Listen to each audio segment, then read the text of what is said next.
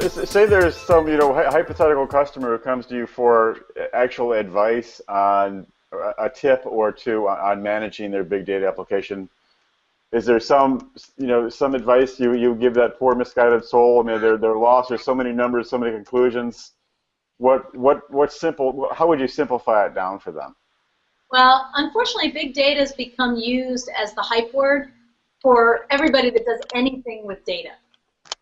And so I think I'd say to them, ask what their application predicts, ask how successful those predictions have been, either in tests or with other clients. But you want to know, what is it actually predicting? And what data is it using to make those predictions? Because the vast majority of people that are calling themselves big data aren't. They're data.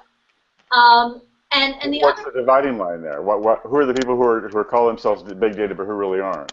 So I think people that are using only data that's available in your organization, to me, that's the same old data, maybe managed better. I think Mike pointed that out. And that's fine, manage it better. But if you're a big data application, you should be bringing together data from disparate sources. You should be learning from multiple sources and bringing together large groups of data and then making predictions, algorithms that are making predictions that are usually right. And those are the things you want to know. So just hearing big data, don't check that off. You want to say, well, what are the data sources? What kind of predictions do you make?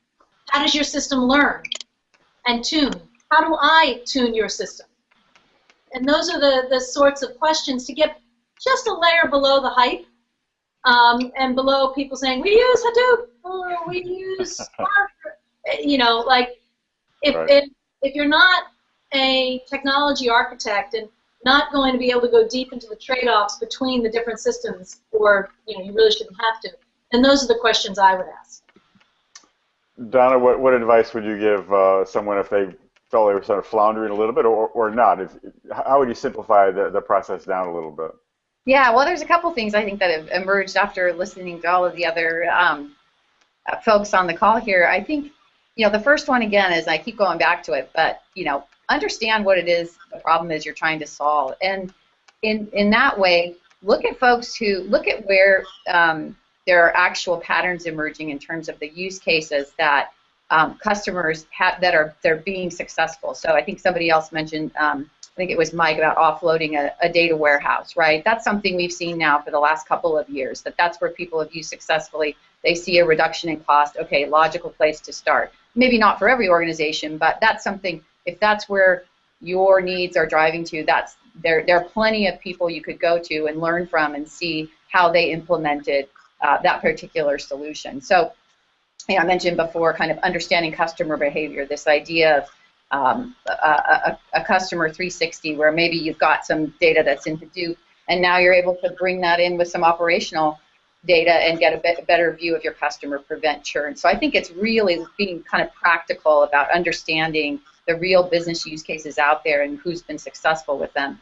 And then, one of the things that's come up over and over and is showing in the research, and Joel mentioned that in terms of talking to the business, it's more important than ever, and we went through this a long time ago in the days of data warehouse, and we swung the pendulum of, oh God, IT's got to control everything. There's only going to be 6 BI tools that are allowed to be used, and we're going to manage that. And what happened? Well, business users went off and figured out there was better tools and went around IT, and we're kind of coming back to, all right, but so now we've got these great tools out here, but we still have to have a back-end IT management of all this data that's coming in. And so bringing those two as a process, less about the technology and what you might use, whether it's Hadoop or Shark, how do you bring together the folks in your IT organization and the business so that you can actually come up with a solution that's going to be successful? Because that's where a lot of things fall down too, right? Things are being built that aren't useful to the business, tools are being used in the business, and then the data isn't governed and we get bad data. So I think that's another piece of it that's really important. Mike, your advice to the company who's looking for some management advice, how to handle their big data application? Yeah, I don't know if we have the 3 hours to go into all the aspects of this, but I think Donna actually covered a lot of what I would say first, which is understand what you're trying to do first and try to work from that and keep that clear. I think one of the problems that businesses run into with that is they may not even know because they're not even sure what the application can spit out. So they kind of have an idea, but maybe they're not even asking Well, the right questions. well, then I think, and honestly, they're actually in a data mining or data exploration phase, and that is itself a goal. Bring some data together and explore it and mine it and visualize it and see what you have. Hmm. But if that's the goal, then just be cognizant that that's what you're trying to achieve, and you're not going to get an operational benefit or a business process benefit, as Joel might point out. Right? You're just exploring. So it's an investment in research, not an investment in operations at that point. So if you're clear on what you're trying to do with it, I think you'll be a lot more successful. Just more practical advice. It's clearly we've talked a little bit about SaaS versions, software as a service versions of big data applications. We've talked about bringing Hadoop inside. You can also run Hadoop in a virtualized way on a Hadoop cluster to spin it up and down very fast for development purposes. You don't have to go out and build a big piece of infrastructure to play with it.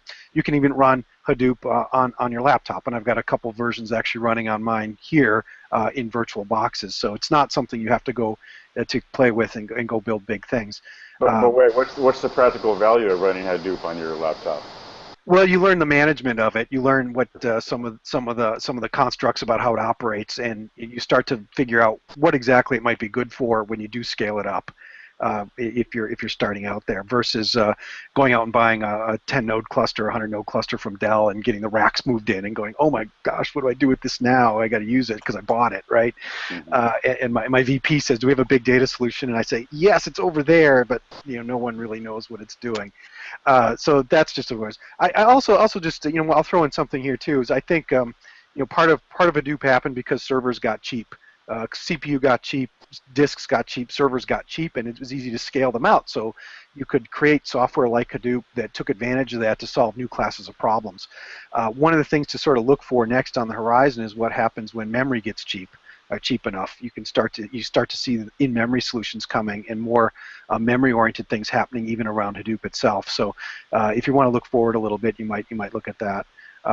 But in terms of management, you can try small. You don't have to start with the biggest of pieces.